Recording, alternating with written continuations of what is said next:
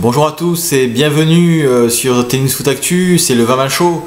Ça fait un petit moment qu'on s'est pas vu et aujourd'hui je vais vous parler de tennis et de Roland Garros qui s'est terminé dimanche dernier avec la victoire du Suisse Stanislas Wawrinka. C'est une demi-surprise parce que ça fait longtemps que le Suisse n'avait pas eu de bons résultats sur le circuit et depuis sa victoire à l'Open Australie 2014, il avait dû digérer cette victoire et il a eu aussi des problèmes personnels, mais j'ai envie de dire cela ne nous regarde pas, mais des problèmes donc dans sa vie privée qui avaient fait un peu court-circuiter le Suisse avec sa carrière professionnelle. Mais les choses sont rentrées dans l'ordre et il a effectué un bon Roland Garros. Il a bénéficié de la partie de tableau qui était la plus facile, qui était, qui était vidée des Djokovic, des Murray et des Nadal, la partie la plus difficile. Et lui, de son côté, il avait juste la partie où il y avait Berdych, Nishikori et Tsonga. Et en plus et Federer aussi, pardon. Mais on sait très bien que Federer n'a plus le niveau d'antan. On sait très bien que le plus dangereux c'était Nishikori, mais Tsonga s'est chargé de le battre. Et une fois ces deux épouvantails éliminés, Stanislas Wawrinka s'est qualifié en fait logiquement pour la finale de Roland Garros. Alors l'histoire, l'histoire aurait voulu que la belle histoire que Djokovic remporte Roland Garros cette année, le seul tournoi du Grand Chelem qui manque à son palmarès, et en plus il a eu la bonne idée pour lui d'éliminer Rafael Nadal en quart de finale, un Rafael Nadal qui n'avait pas la plénitude de ses moyens physiques, je pense quand même, mais il avait battu l'épouvantail, l'ogre de l'ocre, mais malheureusement il a tué le roi, mais il n'a pas pu triompher. Je pense qu'il a été aussi rattrapé par la frustration, enfin pas la frustration, mais la fébrilité, la tension et le fait de pouvoir rentrer dans l'histoire et de gagner enfin Roland Garros.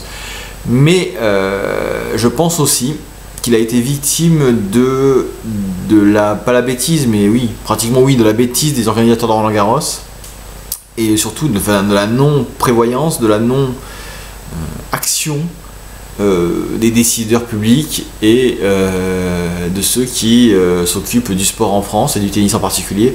Je parle de la vétusté de Roland Garros, du conservatisme et de Roland Garros, avec des stades qui commencent à vieillir, un court central qui n'est même pas couvert, pas d'éclairage. Alors c'est-à-dire que les matchs finissent à la nuit tombante. Alors vous me direz, c'est un charme énorme. Oui, mais non. Quand en demi-finale, Novak Djokovic affronte Andy Murray et qu'on est frustré que le match n'aille pas à sa fin, alors qu'il y a un combat dantesque et qu'ils reprennent le lendemain, mais le lendemain ce n'est pas pareil, ils auraient continué, même par conditions couvertes, parcours couvert, même par conditions d'éclairage, de luminosité différente, avec un éclairage artificiel, ça aurait eu une autre gueule. Malheureusement, il n'y avait pas ça. Et il est temps qu'il y ait ça. Pareil, Gaël Monfils contre Federer, un set partout, on est obligé d'arrêter. Moi, ça me plaît pas du tout. En tant qu'amateur de tennis, ça me plaît pas du tout. Un match, tu dois aller au bout. Il n'y a pas d'arrêt comme ça. C'est tout. On est en 2015, il y a des moyens modernes. La pluie, il suffit d'avoir un toit. On peut jouer. Quand le jour se couche et que la nuit apparaît, il y a moyen de jouer avec l'éclairage. Il est temps de vivre avec son temps. Pareil pour la technologie du Hawkeye, celle qui permet de savoir si une balle est faute ou non.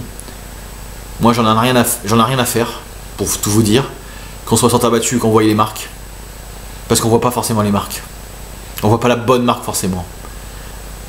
Alors que proposer à un joueur ou une joueuse de tennis un challenge et de pouvoir savoir si sa balle est réellement bonne ou faute, ça serait intelligent, même en Roland Garros, et ça apporterait du piment au match. C'est-à-dire que on verrait sur écran géant l'impact de la balle, et tout le public ferait oh, et on saurait si la balle est faute ou pas. C'est Serena Williams qui a gagné Roland Garros cette année. Bon, passons le côté théâtral de sa grippe. Moi j'ai une grippe, hein, je suis au lit, hein, je suis pas sur un court de tennis. Voilà, ça déjà c'est dit. A éliminé Victoria Azarenka dans la deuxième semaine sur une erreur d'arbitrage à 5-4 dans la seconde manche, alors que Azarenka avait déjà gagné la première manche. L'arbitre s'est trompé de marque. Donc, merci. Mettez le Hawkeye. Merci. Mettez un toit. Merci. Mettez un éclairage. C'est la moindre des choses. Voilà, je ne reviendrai pas plus sur les résultats de Roland Garros. Serena Williams a gagné chez les filles, c'est normal, c'est une mutante. Chez les hommes, si c'était pas Djokovic qui passait, parce qu'on savait que Djokovic allait battre Murray et on savait qu'il allait battre Nadal, on savait que ce serait Wawrinka en finale, donc on savait que ce serait un des deux qui gagnerait Roland Garros. Mais c'est une demi-surprise parce qu'on pensait que Djokovic allait battre Wawrinka. Mais Wawrinka a fait le match de sa vie ce jour-là. Bravo à lui. En tout cas, je vous dis à bientôt sur Tennis Foot Actu. Et je vous souhaite un bon dimanche. Merci beaucoup et à la prochaine.